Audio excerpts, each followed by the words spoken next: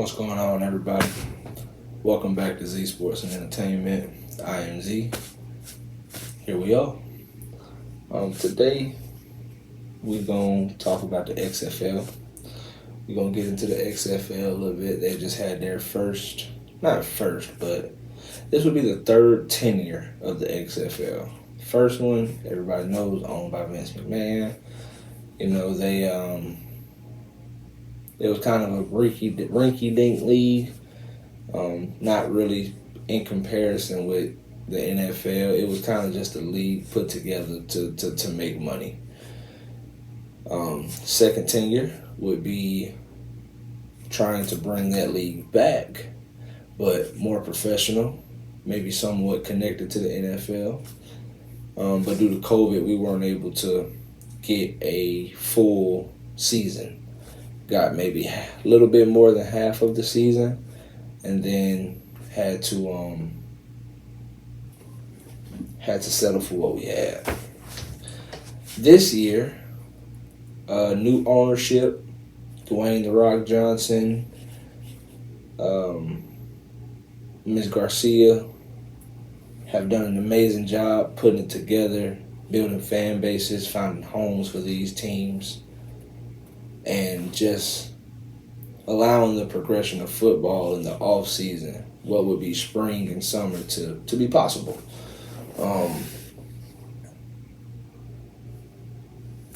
I think it was a very successful league. I think this was very entertaining. It was very exciting. It was very fun. A little bit more in depth than the actual NFL, with player interviews on the sideline and mic'd up quarterbacks and coaches and getting the inside scoop from the officiating and the booth, so we were able, it was very entertaining, in my opinion. I enjoyed it. Can't wait for it again next year. I'm curious to see how the rollover is. A lot of guys are going to get invited to NFL training camp. I think there was a report saying that upwards of 70 players who played in the XFL have been invited to NFL training camp, so that's congratulations. Making dreams come true, making opportunities possible. That's all these guys can ask for. It's a lot of talented players who don't get a chance to show what they can do in the NFL at that level. So having alternative outlets and alternative programs and leagues and systems that people can, be a part of to possibly show their skill set, I'm all for it. I'm a huge supporter of the XFL. I'm a huge supporter of the USFL. And I was a huge supporter of the Alliance of American Football League. For those of you who don't remember those, the Atlanta Legends and the Salt Lake team, I enjoy football. I enjoy sports. So whenever I get an opportunity to watch, play, be a part of, I'm gonna take advantage of it. I am. But let's get into this XFL.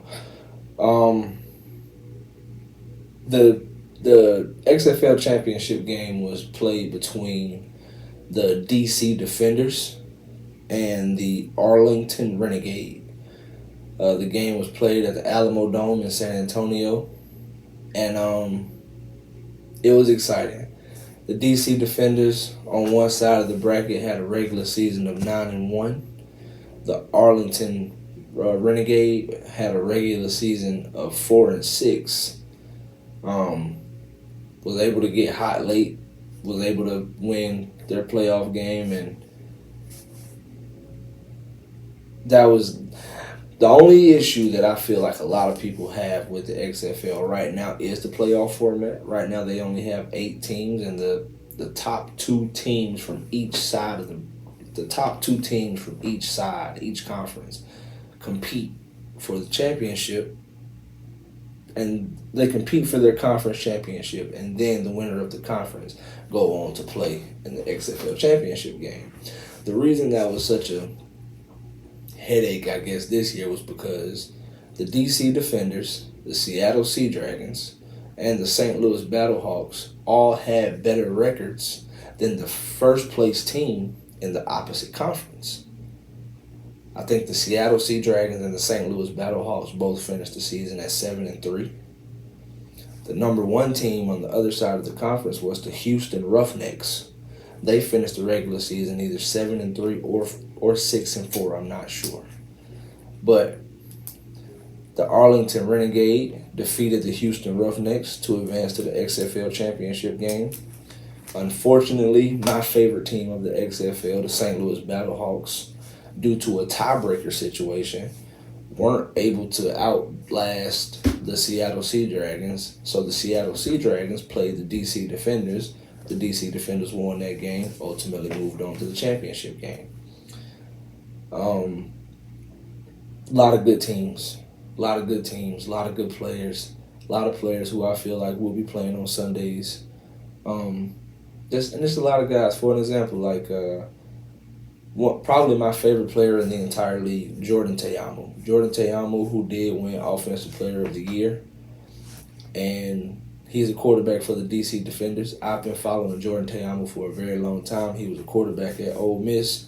From Ole Miss, he played for the St. Louis Battlehawks that season that the XFL wasn't able to finish due to COVID. He was the St. Louis Battlehawks quarterback and was on pace to probably lead that team to a championship and be Offensive Player of the Year in that league. After the 2020 season, COVID shut everything down during the 2020 season. 2021, really no football to be played. 2022, Jordan Ta'amu was a part of the USFL playing for the Tampa Bay Bandits, who are now the Memphis Showboats. But we'll talk about the USFL another day. Led the USFL in passing yards in 2022. Now he's with the DC Defenders, leading them to a championship winning Offensive Player of the Year. I truly believe Jordan Ta'amu could be a very reliable and somewhat in the competition bridge quarterback or a backup quarterback in the NFL. I truly feel like he could play somewhat of a Tyrod Taylor role, and who knows, maybe he could be the next PJ Walker. But Jordan Ta'amu is a hell of a quarterback. He's a hell of a football player, and I just truly feel like he deserves to be playing on Sundays. I just really do. Another guy, A.J. McCarron, former Alabama national championship winning quarterback. He played for the St. Louis Battlehawks. Unfortunately, they weren't able to make the playoffs, but A.J. McCarron was honestly the face of the XFL for very much of the season. And he played damn good football in Seattle, in St. Louis, and watching the fans in St. Louis respond to the Battlehawks, it's very easy to see that team, that city will have an NFL team again. It won't be long. It won't be long. Another quarterback, Ben DiNucci. If you don't know Ben DiNucci, you probably remember him from the Dallas Cowboys, being a backup, third string-ish, and also he was a pretty big deal on the last tenure for the Cowboys on Hard Knocks. So it's just a lot. It's a lot of information. Vic Beasley, former Falcon, played for the Vegas Vipers. Martavis Bryant, former Pittsburgh Steelers, played for the Vegas Vipers. Philip Lindsay, running back, former Denver Bronco, played for the Seattle Sea Dragons. Josh Gordon, we all know Josh Gordon, was able to play a full season, guys. Josh Gordon played a full 10 games, had over 500 yards, and I think 4 touchdowns for the Seattle Sea Dragons. He was Ben DiNucci's not favorite target, but one of his favorite targets. It's just a lot of good players, a lot of good football, and I really think that NFL teams can look to this league for the bottom of the roster guys, for undrafted free agents. And I feel like the XFL is going to clash with undrafted free agents following the draft, because the season kind of aligns with the draft. So whoever doesn't get drafted is going to fall right into that pool with all the XFL's players waiting to be invited to camp. But anyway, let's get into the championship game. We're going to talk about the season awards. Let's talk about it. The DC Defenders versus the Arlington Renegade. Hell of a game.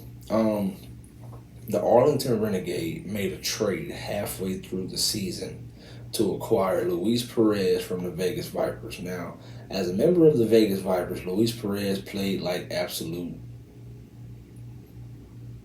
yeah, boo.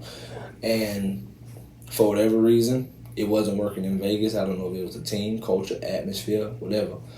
But the transition from Vegas to Arlington and him playing under Bob Stoops, Hall of Fame coach. Not I don't think Bob Stoops won any national championships, but playing under Bob Stoops might have been his ticket, because from the moment he landed in Arlington and from the second he took a snap with the Renegade, Luis Perez, you look at the last 4 or 5 weeks of the season plus the playoffs, Luis Perez is your MVP. Luis Perez is the MVP. Luis Perez played NFL caliber football in order for that team to win the championship. You come to a team when they're, what were they? They were either 2-4. They were either 2-4 and 3-3. Maybe the record was worse. I'm not sure. But Luis Perez came and changed the complete culture of that team. He did.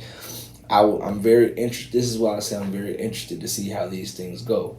Is Jordan Ta'amu going to be back for DC? Is Luis Perez going to be back for Arlington? If these guys get invited to training camp and fuck around and make a practice squad, like what's going to happen? So many options. So much unknown. But anyway, back to the game. Arlington just came out and jumped all over them. Arlington didn't really give them a chance to even put up a fight until late in the fourth quarter. Luis Perez commanded the game. He controlled the line of scrimmage. The balance of run, pass. They made DC play conservative on defense when all year DC has been able to play aggressive on defense. And they have the aggressive players. Davin Bellamy, former Georgia standout. They signed DJ Swearinger. We all know DJ Swearinger from the NFL. They signed him later in the season. They are good. The DC defenders, and they got Greg Williams. If you don't know Greg Williams, he used to be the Saints, the Browns, the Jets defensive coordinator. I want to say the Jets, yeah. So the DC defenders were the favorites going into that game by a long shot. So if you put your money on the Renegade, you probably won a lot. But Luis Perez, man. Luis Perez, he took care of the football, 0 turnovers, limited Jordan Ta'amu and Abram Smith. Abram Smith was the number 1 overall pick in the XFL draft. Limited him to absolutely nothing. And I think midway through the fourth quarter, it was 35-20 Arlington.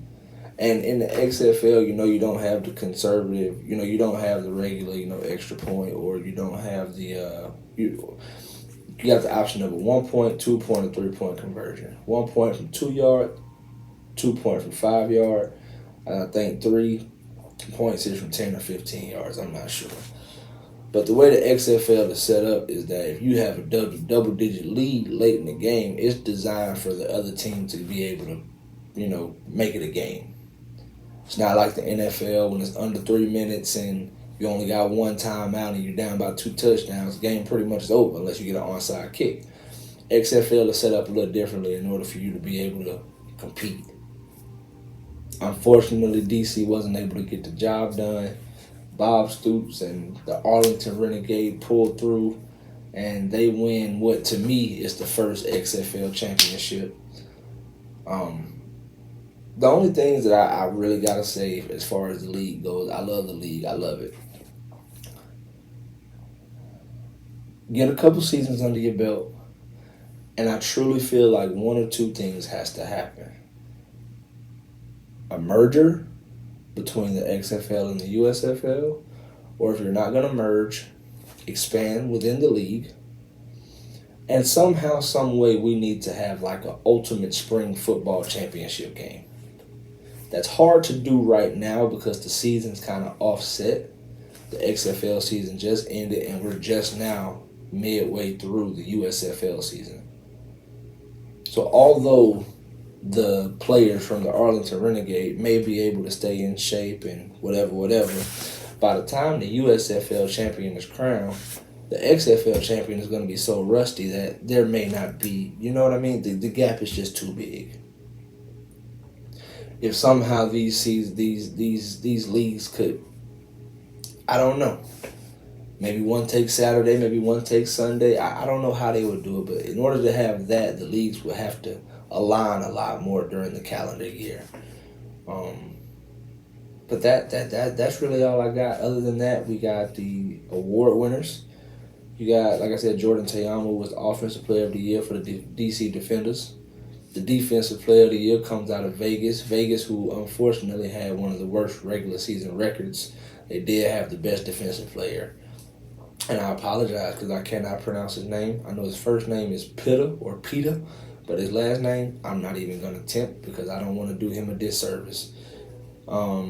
Special Teams Player of the Year, Russell Shepard, former NFL player out of the Seattle Battlehawks. And then head coach up in DC, head coach of the year, DC. Like I said, they finished the season 9-1, 10-2 if you include the playoffs, and overall they had a hell of a season. They had Audi Field rocking. I mean, it was a hell of a season for the XFL in general. Hopefully Dwayne and Miss Garcia can just build, because I loved it and I know there's more others that loved it. I appreciate you guys for watching. We got more coming. I appreciate y'all for watching, though. Thank you. If you haven't already, subscribe, like, comment, share. Give me all your feedback. I need it. I love y'all.